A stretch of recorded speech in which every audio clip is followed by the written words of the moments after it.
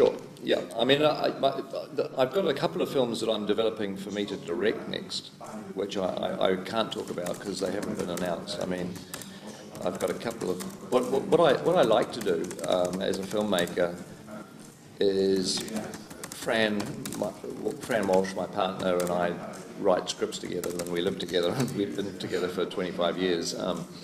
And what we like to do is to develop projects quietly ourselves without people knowing about them, and we do it differently to how the film industry normally is, because normally when you develop a project, you connect with a studio, and the studio pays you to develop the script, and they own the property, and you write the script and budget it, and then the studio can make the film, and there's a sort of a process that you go through. But we don't like doing that. What we like to do is to remain independent, and we write our scripts ourselves. We don't get paid for them. We just do it, quietly, which means that we can spend as long as we want to, because as soon as the studio starts paying you to develop a project, they have deadlines, and they have an expectation that you're going to deliver by certain dates. And our lives are full of enough stress as it is that we like to avoid the idea of deadlines and things for our, especially creative process, because you want to be able to create in a vacuum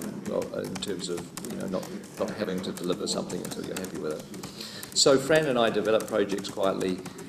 We don't talk about them with anybody, and some of them work out, some don't. We make our mistakes in private, and if we decide to abandon something because it wasn't really what we thought it was, we can do that, and nobody knows about it. So that's just a process that we do, which is quite different to a lot of other filmmakers. And so we have a couple of projects for me to possibly direct, which are being worked on at the moment. So we'll talk about those in due course. And the other things I'm doing, I'm a producer on largely, which is The Hobbit, with Guillermo del Toro obviously directing it. And that's a lot of fun, because the Hobbit script writing, which we're doing at the moment, we've written one Hobbit script, and we're halfway through the second, which is going to be 2 parts.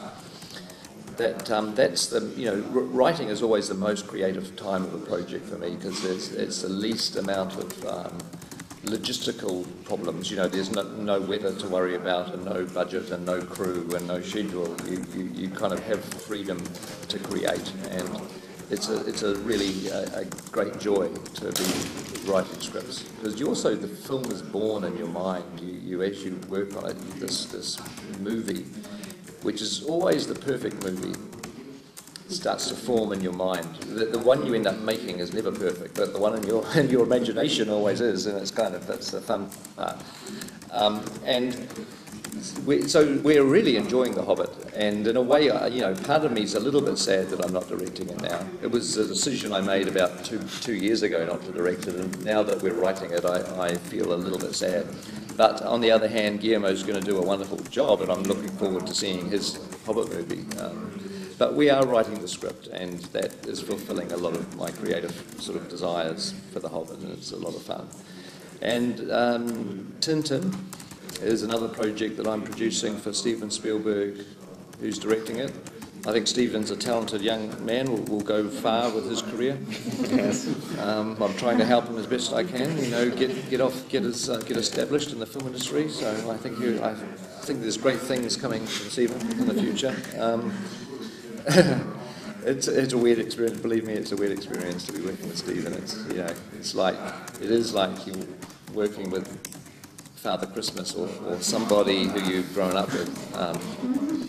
Edgar Wright described him as Father Christmas, which I thought was actually very accurate. But he's really, Steven. Everybody has opinions, obviously, about any filmmaker and whether you like their films or not. But the one thing I have learned about Steven, now that I've got to know him a bit, and he's not just this sort of legendary name, is that he's a genuinely decent person who just is still very childlike in a way that I feel I am too. Like, we never really have grown up, and he's so excited about films. There's nothing cynical or jaded or sort of tired in Steven's attitude. He's just this kid who talks about ideas, and he gets himself so excited about it, and it's wonderful. It's a really inspiring presence to be in when he starts getting going. It's infectious and it's great. And then, so Steven's done the first Tintin movie, which has been done with motion capture, but we're basing the artwork very much on Hergé's artwork, so it'll look like it's Hergé's designs from the comic brought to life as much as we possibly can. And then I'm due to write and direct the second Tintin movie, which Fran and I will look at doing that script probably in 2010 towards the end of the year, once the Hobbit's sort of up and running and, you know, that's underway. Okay.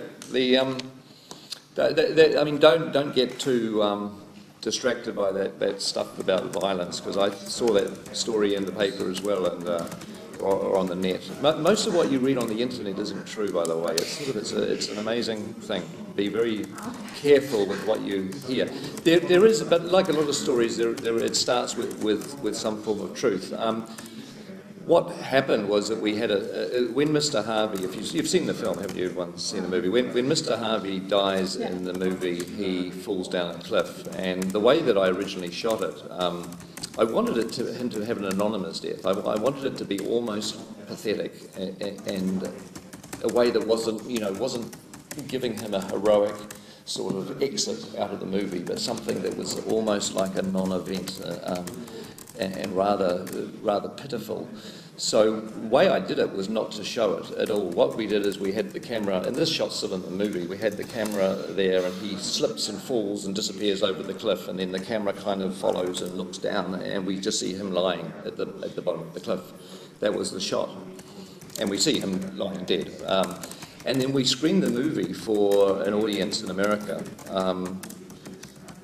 One of the test screenings. And normally, I've got final cut on the film, and so I can, choose to pay attention to what people think or not. It's purely up to the filmmaker. But test screenings are useful, and it certainly would be wrong to say they're not useful, because they are. You do lose objectivity with the film, and you don't really know whether some of the decisions you made are the right ones.